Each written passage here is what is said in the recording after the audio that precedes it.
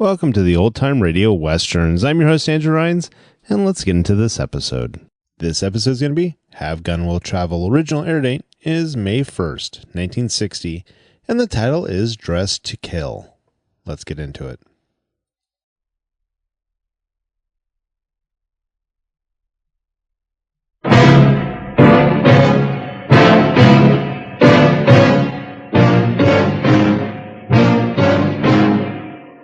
Two armed men against my Derringer are not very good odds. But it's the chance I'll have to take if you expect me to bring your sister back alive.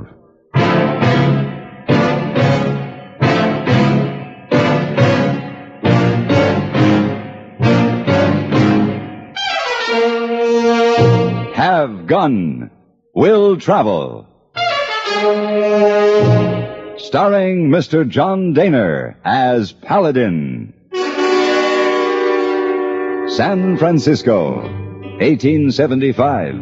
The Carlton Hotel, headquarters of the man called Paladin.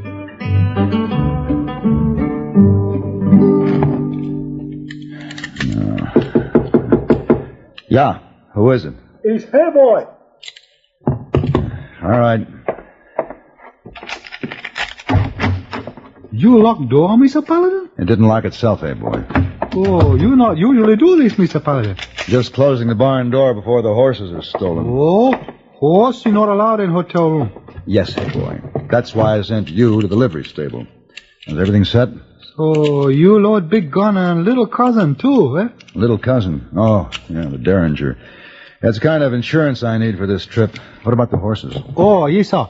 Man at Sabre has fast horse ready. Good. He said unless you want where to get fresh ones on trip. Most unusual. Shorties at Prickly Pear Springs, Louis in Lonesome Valley, One Eye in Hangman's Gulch. Now, Mr. Paladin, why you go these strange places? Get fresh horses, Heyboy. I just put the list with my coat over on the bed, will you please? Yes, sir.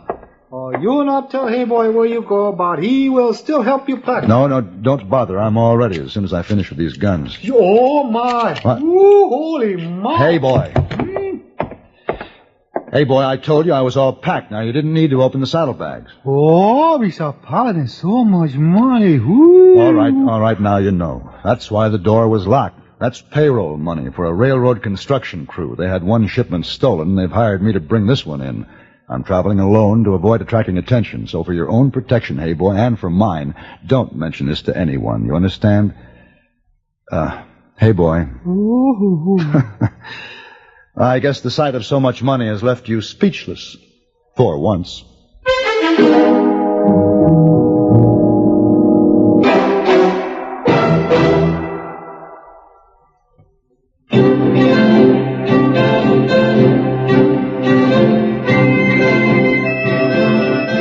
I rode hard for 5 long days and had as many layers of trail dust on my clothes to prove it.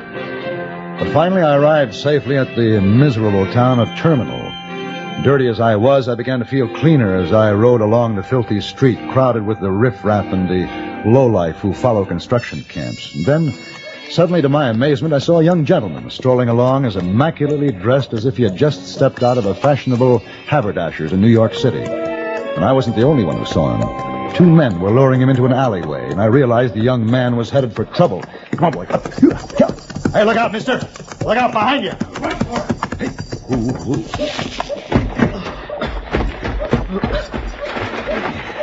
You all right? Yes, I guess so. He belted me a good one, didn't he? There were 2 of them. They told me that a man had been injured in here. I'm afraid you fell for an old trick. Here, let me help you up. Oh, thank you, sir. All right.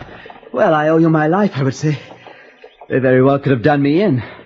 I must repay you, sir. My name is Henry Matthews, Jr. Mine's Paladin, but no, don't worry about repaying. Oh, I insist, Mr. Paladin.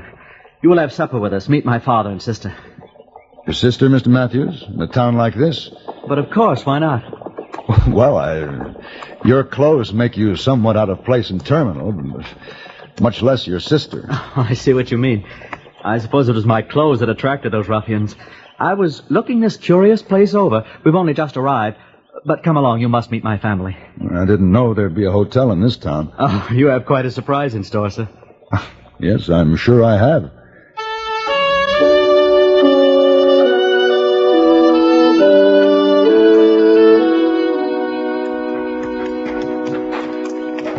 We're nearly there, Mr. Paladin. It's just around that building. You'll like Father. He's a good sort. Alice is attractive enough, but rather stuffy at times. You know, I still can't get over seeing you in a place like Terminal. Abroad, maybe, say on the Champs-Élysées. Well, actually, we were all set to take the grand tour this summer, but Father decided a trip west would be good for us, and I love it. Alice hates it. Father's president of the railroad, you see, and... Oh, there we are. Well, I'll be. It's Father's, specially built for him. A private railway coach on a siding. It's really quite nice inside. I think you'll like it. Oh, I'm sure I would, Mr. Matthews, but I really can't. I'm much too dirty and dusty for such accommodations. I don't even have fresh clothes. No problem at all. First a bath, then your choice of my wardrobe. I'd say we're practically of a size. Oh, did you say bath? Of course. It's the very least I could do. Shall we? I'd be a fool to refuse. I should explain, I'm delivering some, important papers, so even though my saddlebags seem filled, I don't have other clothes. No need to explain. Tie up here at the end of the vestibule. Our man will stable your horse. Thank you. If you like, I'll place your saddlebags in the coach safe. I'm sure Father won't mind. Oh, fine. I'll bring them in.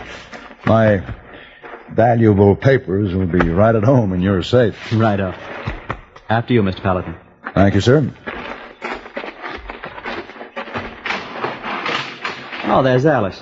Henry Matthews, Jr., just what do you think you're doing? Hello, Alice. I saw you from inside with this man, Junior. You aren't bringing him inside, are you? Yes, Alice, I am. He did me a very great favor. He's staying for supper. My sister, Alice, Mr. Paladin. How do you do, Miss Matthews? Junior, do you have to subject us to the company of just any saddle tramp you drag in from the street? Alice! Really, I thought you had better taste. Oh, I'm terribly embarrassed, Mr. Paladin. Well, perhaps he's right. I'm not a very pleasant-looking supper companion at the moment. We'd better make it some other time. Well, that looks like a boarding house of sorts over there. Nonsense. You're coming inside, and we'll make Alice eat her words. You just follow me. Are you coming? Huh? Oh, yes, all right, if you insist. I do. What were you looking at? Those two men who tried to rob you. Where are they? No, they've disappeared. I think they were watching us. Well, don't worry about them. We'll be safe inside. Will we? Truthfully, Matthews, I'd rather tangle with those toughs out there than go inside to face your sister.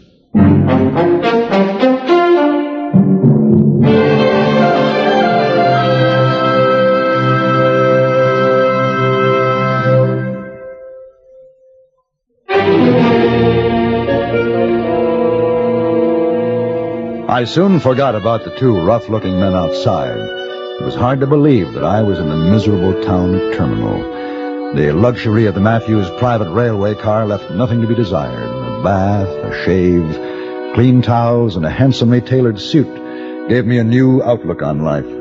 To your good health, Paladin. And to yours, sir. Ooh. I think that washed away the last of my trail dust. Well, I must say, Paladin, Alice's saddle tramp's become more of a gentleman than she ever met in Boston. It's surprising what soap and water can do, plus clean clothes. Oh, it's not just that. Oh, it's obvious you're a man of culture and intelligence. I can hardly wait till Alice sees you. Mm-hmm. You and your sister often have, shall we say, differences of opinion? Oh, I'm just a younger brother to dear Alice. She's convinced I have no judgment whatsoever. She may be right most of the time, but I get rather tired of having her prove it. I'm sure to show her up with you. But we'll soon find out. Father ought to be back now. He had some business with the foreman of the construction crew. Yes, I'm looking forward to meeting him. I imagine he's in the drawing room. Junior? He is. Right here, Father. What's this Alice has been telling me about you inviting some drifter to supper? That's exactly what he did, Father. Complete stranger. Oh. Good evening, Miss Matthews. Alice, dear, it's not polite to stare. May I say, Miss Matthews, that's a lovely gown you're wearing. Junior, what the devil is going on? Father, may I present Mr. Paladin, my drifter as well as my benefactor. He saved me from being beaten and robbed this afternoon. How do you do, sir? Well, welcome aboard, Mr. Paladin. Anyone who can keep Junior out of trouble is a good man. Really, Alice, he doesn't seem so objectionable. Not in Junior's suit, Father. Oh, it's not my suit any longer. Fits him better than it did me anyway. Didn't Mr. Paladin have any clothes of his own? He was traveling light. Delivering valuable papers, didn't you say, Paladin? I believe they're now delivered. I brought your payroll from San Francisco, Mr. Matthews. It's in the coach safe. What? You didn't tell me, Paladin. You brought it alone? Well, one rider attracts less attention than an armed guard. Amazing. I like your style, Mr. Paladin. We needed that cash desperately. Well, this calls for a celebration. A double one. I've already asked Cook to prepare something special. Oh, and champagne, Father. Good for you, Junior. Let's go into supper. I think for once you've done the right thing. Thank you, Father. I thought you'd approve. My arm, Miss Matthews. Thank you. It's not often a simple man of the saddle has a chance to dine with so gentle a lady. Oh, shut up. My pleasure, ma'am.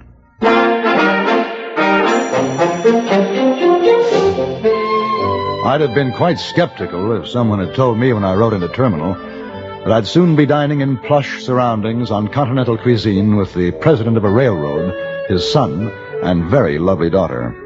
Miss Alice Matthews took every opportunity to discount me as being any kind of gentleman, but to her brother's delight, I was able to counter her every move.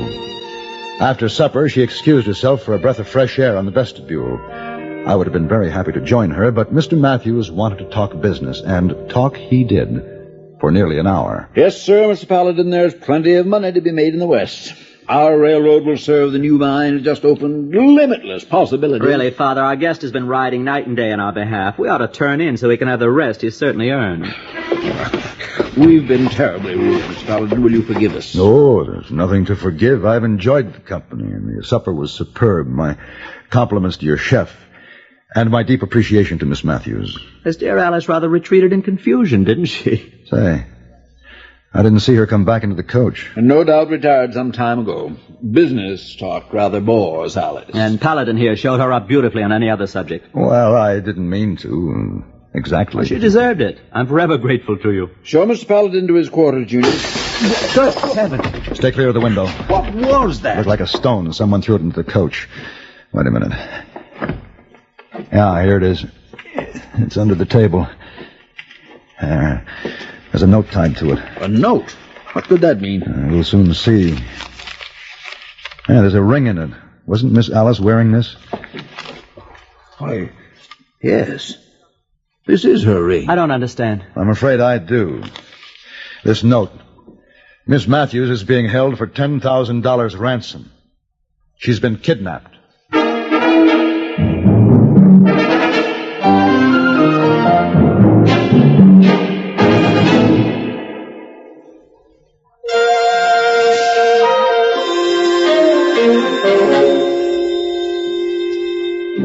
The crudely scrawled note demanded $10,000 for the return of the young lady. It also stated that her brother was to deliver the money behind the terminal saloon at midnight, and he was to come alone and unarmed. The Matthews, Sr. and Jr., offered rather drastic solutions. I'll deliver the money and then thrash the scoundrel. We'll call out the whole construction crew. Now, we'll have them and tear this town apart. Gentlemen, either way, Miss Alice might be harmed. The two men who tried to rob Henry and then followed us here are probably behind this. No, we'd better comply with their orders, with one exception. What do you mean, Paladin? It's obvious that if you took the money, they'd take you, too, demand double the ransom. Now, it's almost midnight. I'm already dressed in your clothes, and we'll have to take the chance that they'll mistake me for you, and if they don't, I'll simply tell them I'm her older brother.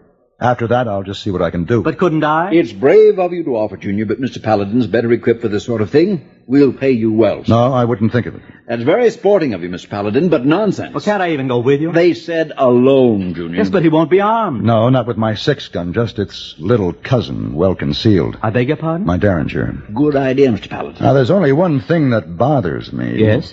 Your sister. The kidnappers might accept me as her brother, but I doubt if she will. I had a feeling I was being watched from the moment I stepped out of the railway coach. The gambling saloons were doing a big business, so there were very few people on the street. I found the terminal saloon and walked behind it into the darkness. And the vague feeling that someone was behind me suddenly grew less vague when I felt a gun barrel against my back. Don't move, mister. No guns, eh? Good thing for you. We followed your orders to the letter. What are you doing? Just putting a bag over your head, mister. And now, turn around. Drop that satchel and stick out your hands. Now, what's the meaning of Drop it? it. I ain't taking no chances. Hey, what do you think you're doing? With your hands tied and your head covered, you'll stay out of mischief. There we are. All the money in this bag? See for yourself. Oh, don't you worry, I will. Right now, we're going to take a little wagon trip. Move.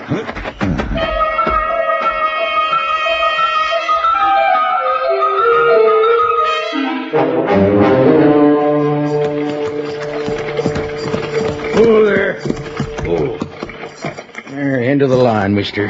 Climb down. How can I? I can't see with this confounded sack on my head. My hands are tied. Oh, well, then I'll just help you. How's that? Yeah, you dudes sure ain't good at getting in and out of wagons. Come on. Get up and let's go.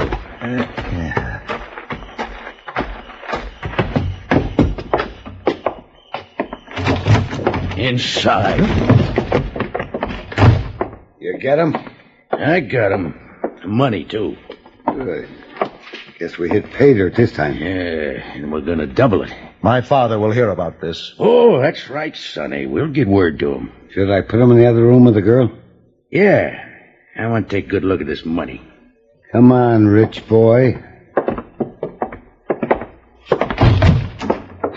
Here's your little brother, lady. Wrapped up nice and neat. I don't believe you. Here. See for yourself. I'll take this sack off and show you. What'd they tell you? Alice, dear sister, are you all right? Come here and help me count this money. We got to decide how much to ask for him. All right. Now, leave a door open so as we can watch him. Don't know what for. They ain't doing nothing. I never can tell. Put your arms around me, Miss Matthews. You're supposed to be my sister. My arms around you. You might just save our lives. Our lives? Oh, yes. Like this? Yes. Hug me now. And listen carefully. Don't move suddenly, but put your hand under my coat. Why? Look at him in it.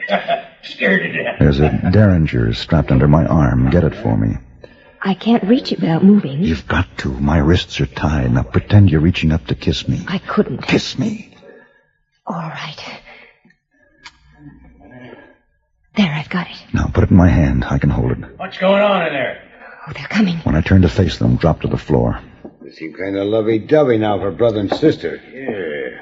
What are you two? Don't move, gentlemen. He's got a gun. Get him. Hit the floor, Alice. Drop that.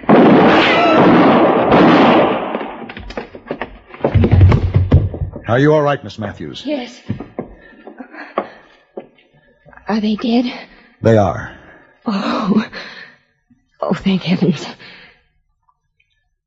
Mr. Paladin, I must apologize for the way I acted.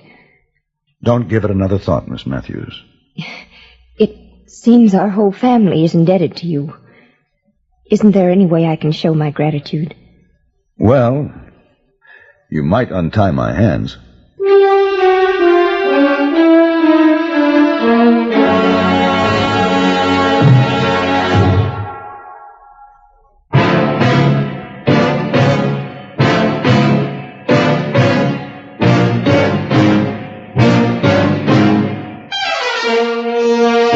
Have Gun, Will Travel. Created by Herb Meadow and Sam Rolfe, is produced and directed in Hollywood by Frank Paris and stars John Dehner as Paladin, with Ben Wright as Heyboy and Virginia Gregg as Miss Wong. Tonight's story was specially written for Have Gun, Will Travel by Rod Peterson. Featured in the cast were Jack Edwards, Parley Baer, James Nusser, Jack Moyles, and Eleanor Berry. And now, here's a special word from our star, John Dehner.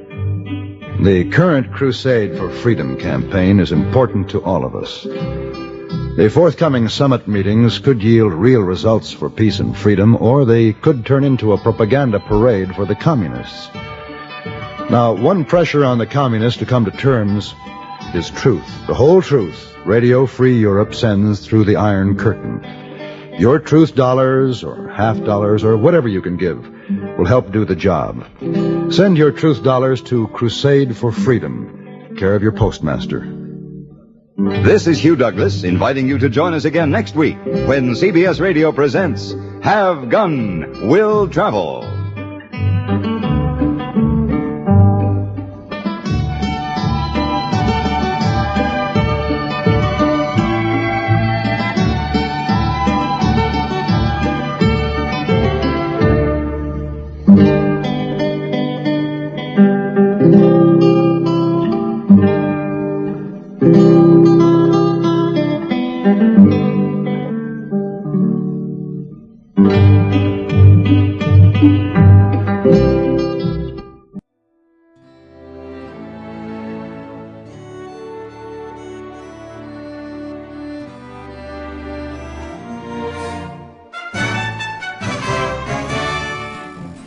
This has been a presentation of OTRWesterns.com, and we hope you enjoyed. Please take some time to like and rate our shows in your favorite podcast application. Follow us on Facebook by going to OTRWesterns.com/Facebook. Subscribe to our YouTube channel by going to OTRWesterns.com/YouTube. And send us an email, podcast@OTRWesterns.com.